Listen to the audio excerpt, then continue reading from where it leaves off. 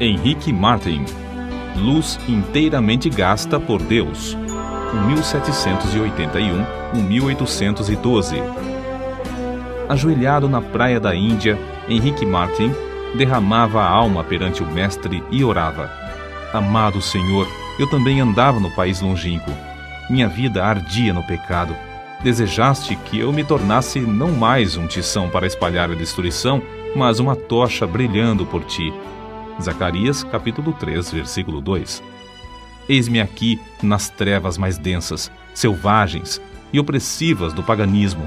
Agora, Senhor, quero arder até me consumir inteiramente por ti.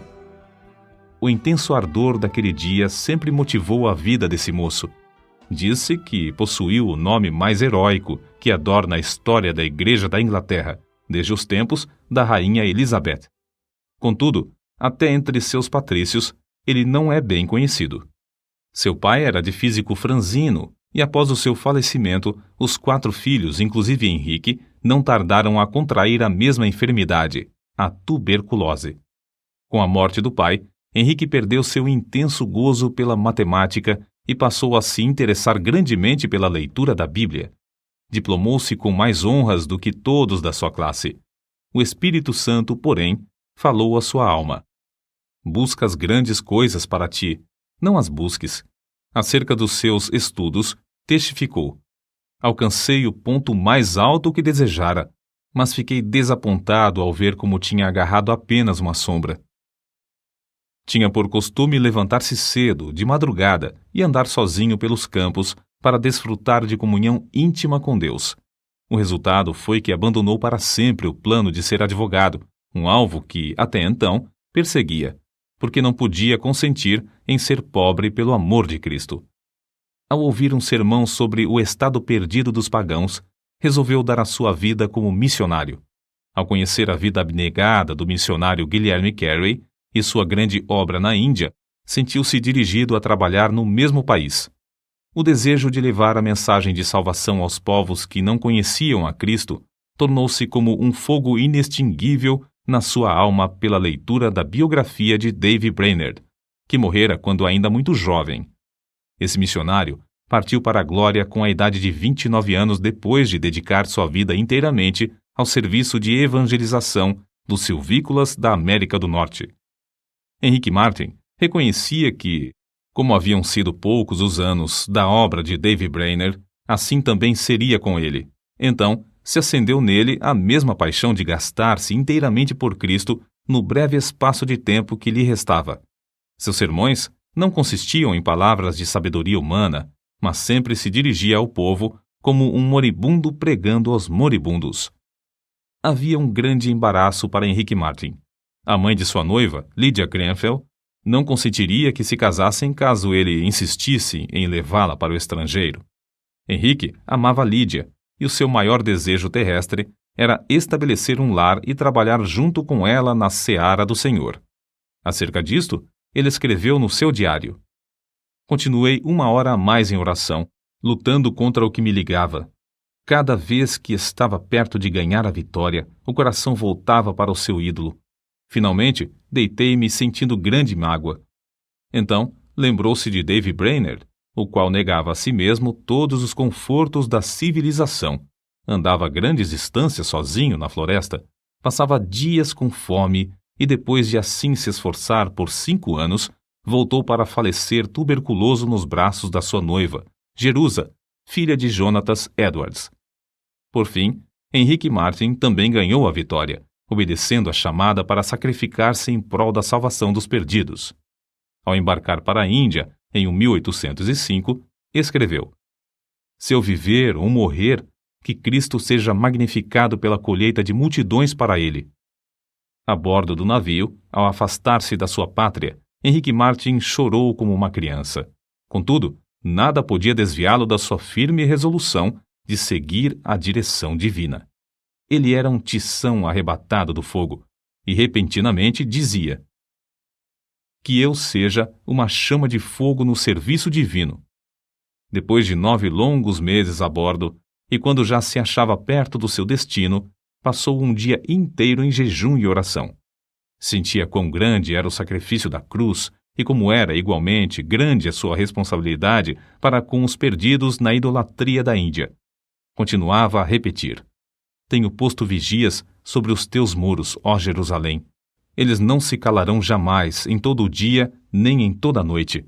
Não descanseis vós os que fazeis lembrar a Jeová, e não lhe deis a ele descanso, até que estabeleça, e até que ponha a Jerusalém por objeto de louvor na terra.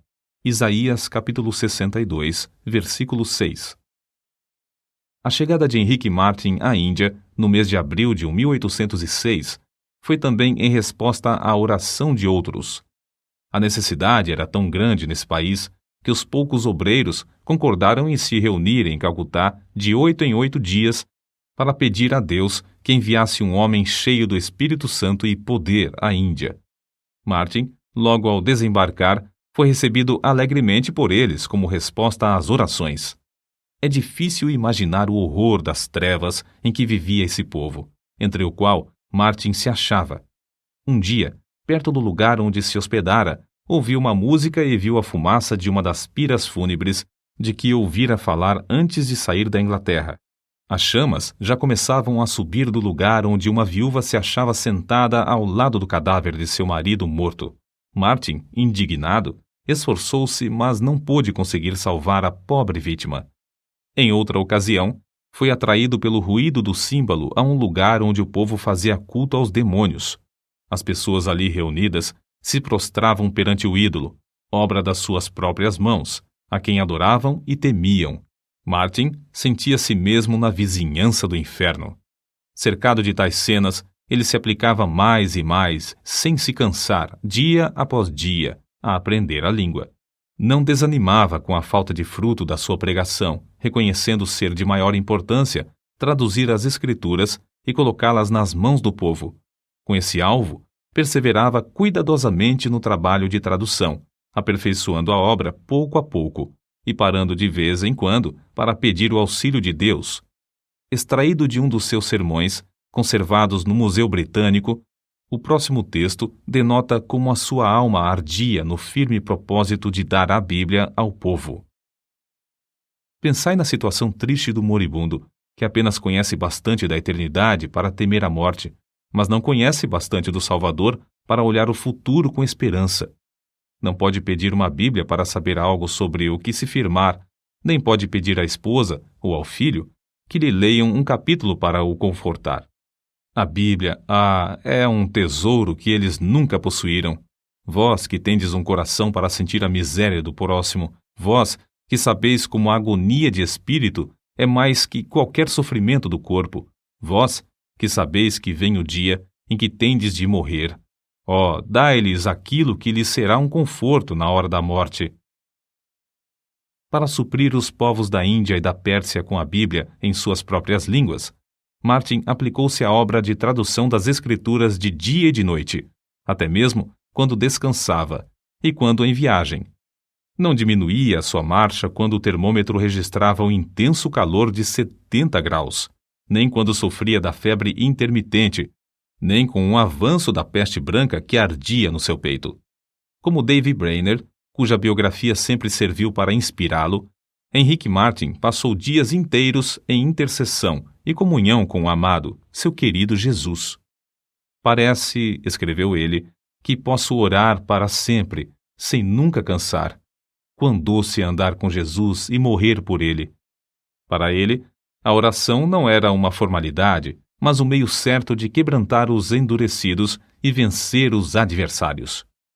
6 anos e meio depois de ter desembarcado na Índia, enquanto empreendia longa viagem, faleceu com a idade de 31 anos. Separado dos irmãos, do resto da família, com a noiva esperando-o na Inglaterra e cercado de perseguições, foi enterrado em lugar desconhecido. Era grande o ânimo, a perseverança, o amor, a dedicação com que trabalhava na seara do seu Senhor.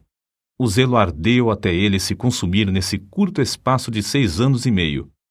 É-nos impossível apreciar quão grande foi a sua obra, feita em tão poucos anos. Além de pregar, conseguiu traduzir porções das Sagradas Escrituras para as línguas de 1/4 parte de todos os habitantes do mundo. O Novo Testamento em hindu, hindustão e persa, e e os evangelhos em judaico-persa são apenas uma parte das suas obras. 4 anos depois da sua morte, nasceu Fidelia Fiske, no sossego da Nova Inglaterra. Quando ainda aluna na escola, leu a biografia de Henrique Martin. Andou 45 quilômetros de noite, sob violenta tempestade de neve, para pedir à sua mãe que a deixasse ir pregar o evangelho às mulheres persas. Ao chegar à Pérsia, reuniu muitas mulheres e lhes contou sobre o amor de Jesus, até que o avivamento em Oromiar tornou-se outro Pentecostes. Se Henrique Martin, que entregou tudo para o serviço do Rei dos Reis, pudesse visitar a Índia e a Pérsia hoje, que grande obra encontraria! Obra feita por tão grande número de fiéis filhos de Deus, nos quais ardeu o mesmo fogo pela simples leitura da biografia desse pioneiro.